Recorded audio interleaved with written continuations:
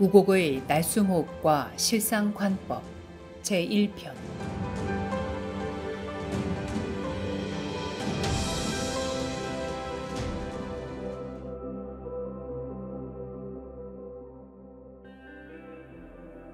인간 삶의 최종 종착지는 해탈열반이다.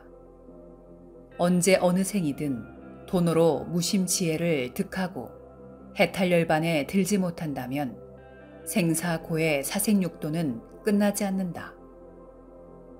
부처는 사생육도를 떠돌게 하였던 전생수겁을 놓고 비우고 버린 텅 빈 공적에 깃든 영혼의 불씨 무심 에너지를 증득한 참 사람을 말한다. 인간 세상에서 가장 심오한 철학이자 초과학적 시스템인 참선법은 살아서 84,000 저승 경계를 통과하며 전생업장을 소멸시키는 유일무이한 비법이다. 전생업장을 몽땅 해소하지 못한 무심지혜도 없을 뿐더러 유무의 법계 이치를 터득하지 못한 해탈 성불도 없다. 피안의 삶, 해탈열반을 가로막는 요인은 탐진치 삼독심의 결정체인 전생업장이다. 인간은 영원한 자유, 해탈 열반 세계를 알든 모르든 무심지혜를 득하지 못하면 가혹한 지옥 형벌뿐인 사후세계를 반드시 거쳐야 한다. 저승은 암흑지옥, 화탕지옥, 악유지옥, 무간지옥 등의 육도지옥이었고 자신이 지은 무명업장이 귀신으로 화연하여 84,000의 저승관문을 거치며 혹독한 형벌을 받는 처절함 뿐이었다. 탐욕 중생은 반드시 거쳐야 하는 저승은 단절과 암흑, 극한의 고통과 시달림, 유혹이 들끓었고 저승 끝자락을 주관하는 마왕은 성불 직전의 제석천왕에 필적하는 힘을 지녔기에 모든 업장이 소멸되지 않으면 저승세계 통과를 허용하지 않았다. 호흡이 없는 생명력을 유지하면서 하룻밤 8시간 동안 저승인 무의법계를 끝까지 거치면서 전생수겁을 제도당하였던 내 경험에 의하면 저승 형벌을 치르며 욕계, 색계, 무색계를 뛰어넘고 심층 의식마저 소멸되었지만 그 경지는 영생 복락이 아니라 괴로움의 저편인 아름답고 편안한 상대적인 천국일 뿐이었다. 본의 아니게 불세계로 진입해야 될 운명이었던 내 영혼의 행로에서 마냥 아름답고 편안한 천국에 안주하지 못하였던 것은 아름답고 편안하다는 분별을 일으켰고 그로 인하여 첫 번째 극락에서 바로 쫓겨났다. 해탈열반 법도에 일체 중생이 오매불망 염원하는 천국과 극락은 생사고해의 사바세상 저편일 뿐 영원불멸의 불국정토가 아니었던 것이다. 첫 번째 마주한 상대적인 천국에서 극한의 시달림을 겪고 강제로 퇴출당한 경계 이후부터는 그 어떤 것도 구하는 바 없었지만 몰록 한량없이 아름답고 편안한 두 번째의 천국에 입성하였다. 무의로 주어진 두 번째의 천국은 언설로 묘사할 수 없는 향기와 위없이 아름답고 편안하였으며 온통 기기묘묘함의 극치였다. 그러나 해탈관문을 사수하는 사천왕은 저승 형벌을 다 치른 내 영혼이 저절로 주어진 천국 그 절대경지에 안주하는 것을 용납하지 않았다. 두 번째의 극락은 전생업장이 소멸된 내 영혼이 순진무구한 아이처럼 자다 놀다 하며 성장하는 그림이었고 완전히 새로운 차원의 원자로 심신의 기력을 갖추는 시간은 꽤 오래 지속되었다.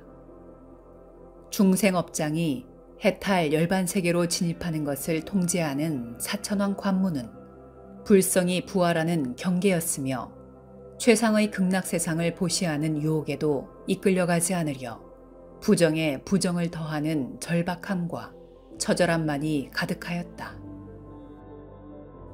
자아의식의 토대인 생명이 감내할 수 없는 경지에서는 근원 의식마저 끊어졌었다. 생명 본성마저 소멸되어진 정멸의 선상 그 시면에서 솟는 찬란한 광명은 요원한 생명의 빛, 해탈 열반 세계를 밝히는 대적광명이었다. 본원의 실상관법 기원이었던 대적광명은 찌릿찌릿 고물고물한 전율로 불성을 가동할 생명력을 부여하였고 시방법계를 자제할 힘, 여의주를 품은 용트림이었다. 지금껏 모든 종교를 망라한 인간사에서 이승의 생명력으로 저승세계와 해탈 관문을 통과한 전대미문의 생생한 이력과 대적광명 가운데서 환히 드러난 불타의 미소에 아 하는 탄성과 함께 의식이 되살아나 이승으로 회귀되었던 희유한 역사가 오늘날 우곡선원의 기원이다. 인간이 추구하는 궁극의 길 도는 이 세상 모든 종교를 수렴하며 각각의 종교는 나름의 주장과 논리가 있지만 호흡과 소리, 빛, 마음을 조율하는 이 네 가지 심신수렴 범주에서 결코 벗어날 수 없다. 동서고금을 막론하고 호흡을 통한 도법이 주된 관심사인 것은 호흡은 우리의 생명력과 불가분의 관계에 놓여 있기 때문이다. 본 우곡선원은 한국 성가에서는 최초로 1992년 날숨호흡과 실상관법으로 깨달음에 이르는 참선법을 정의하여 도반들이 건강한 몸과 정신으로 살아가도록 방편을 구사하였다. 우리의 몸과 정신을 작동시키는 생명의 원천 호흡을 통하여 전생수겁을 놓고 비우고 버리는 순간순간이 깨달음이고 일상이 공덕이 되는 복된 삶이 되자고 본원 참선법의 기본인 날숨호흡법과 실상관법을 간략히 소개한다. 호흡을 정의하면 호흡은 생명을 유지시키고 마음을 조율하는 끈이다. 따라서 호흡작용은 우리 체내의 유기물을 산화, 분해하여 활동에 필요한 에너지를 얻는 생명의 필수 과정으로서 생물학적인 호흡과 생리적인 호흡이 있다. 첫 번째, 생물학적인 호흡은 신진대사에 필요한 산소를 생체에 공급하고 대사의 폐기물인 이산화탄소를 방출하는 생명체의 필수적 생리현상이다. 호흡이 있으면 생명이 있는 것이고 그 생물은 살아있다. 그러나 호흡이 없으면 생명이 없는 것이며 그 생물은 죽은 것이다.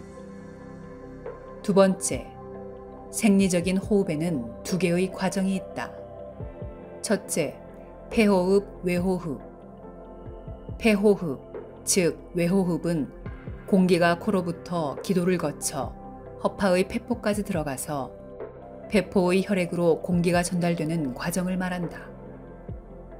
엄밀히 말하면 폐호흡은 신체 조직 바깥에서 이루어지므로 이 과정을 폐호흡 또는 외호흡이라 한다. 둘째, 세포호흡, 내호흡. 세포호흡, 즉 내호흡은 폐포의 혈액이 폐포에서 세포로 또 세포에서 폐포까지 오가며 혈액을 통하여 수송되는 산소와 이산화탄소의 교환을 말한다. 우리 인체의 조직 및 세포 안에서 생화학적으로 이루어지는 과정을 세포호흡 또는 내호흡이라 한다. 셋째, 내호흡과 외호흡의 상호작용. 내호흡은 세포 및 조직 안에서 이루어지는 중요한 과정임에도 불구하고 우리는 느끼지 못한다.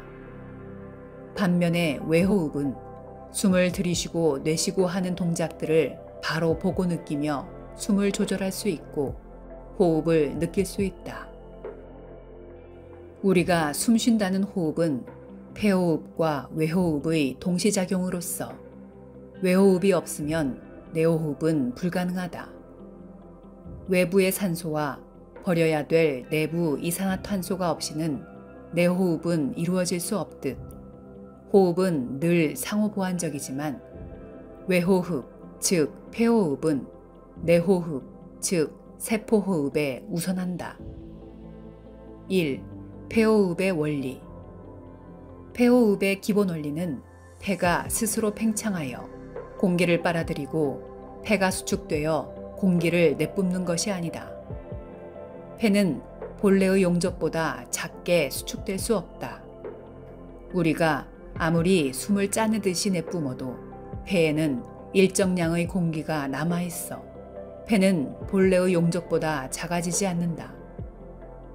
폐호흡은 늑골들이 전후 좌우로 확장되고 횡격막이 상하로 확장될 때 흉곽 내에 생기는 대기압보다 낮은 압력에 의하여 폐가 수동적으로 부풀어지게 된다. 그 결과 코를 통하여 공기가 들어가 들숨을 쉬게 되며 음압이 줄어들어 폐는 본래의 상태로 돌아가면서 공기가 밖으로 빠져나오게 돼 숨을 내쉬게 된다. 마치 대장간의 풀무가 한쪽의 압력이 떨어질 때 그곳으로 바깥의 공기가 들어오는 것과 같은 원리이다. 2. 생명의 시작과 끝은 날숨. 우리는 살아있는 동안 한시도 쉬지 않고 호흡을 하고 있다. 폐호흡, 즉 외호흡에서 공기가 나가는 과정을 날숨 또는 출식이라 하며 공기가 들어오는 과정을 들숨 또는 입식이라 한다. 호와 흡은 연속적으로 이루어져 호흡이 된다. 태아는 모체와 탯줄로 이어진 혈액에 의존하여 내호흡만으로 생존한다. 태아의 폐는 조직으로 충만된 덩어리로서 흉곽 안에 매달려 있다.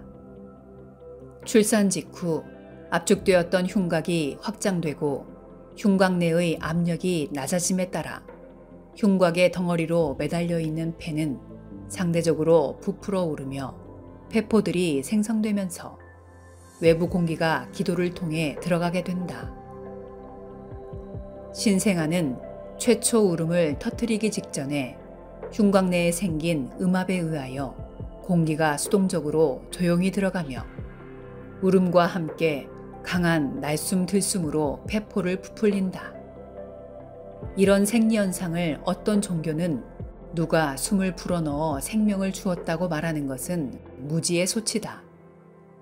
처음 폐포로 들어간 공기는 수동적이며 그 다음은 능동적인 날숨이 되는 것이기에 생물학적으로 신생아는 날숨으로 자신의 호흡을 시작한다. 반대로 임종 시에는 흉곽이 확장되면서 마지막 들숨을 쉰다.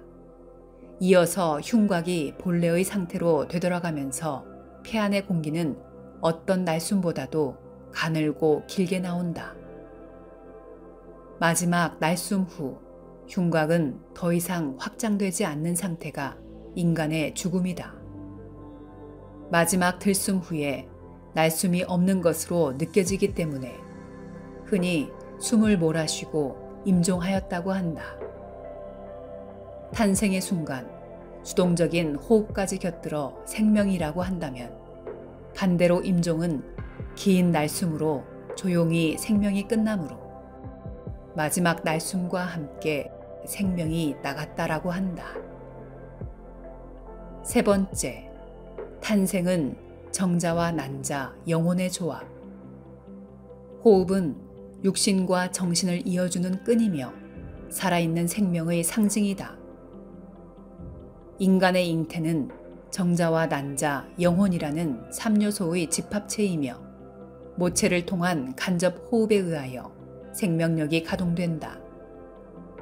난자와 정자의 결합은 빛을 발생시키며 빛 에너지의 파장과 걸맞은 업력의 영혼이 깃들어 삼위일체를 이루는 것이 잉태다. 정신의 원래 주인은 삼계를 떠돌던 영혼이었으며 속성은 전생업장의 결정체이다. 따라서 태아의 부모는 독립적인 영혼이 깃들도록 토대를 제공한 것이다. 인간 개체의 기질과 성향이 천차만별인 것은 윤회 전생하며 오래 묵은 소유주와 다름없기 때문에 고유성이 짙다. 따라서 업보중생 하나를 제도하는 것이 태산을 옮기는 것보다 더 힘들다고 하는 것이다. 이 편에서 계속됩니다.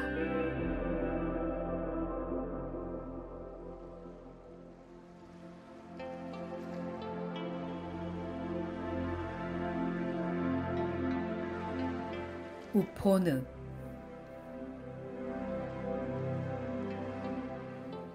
흐르지 못할 세월의 잔재 부둥켜 안고 천년 만년 살았어라.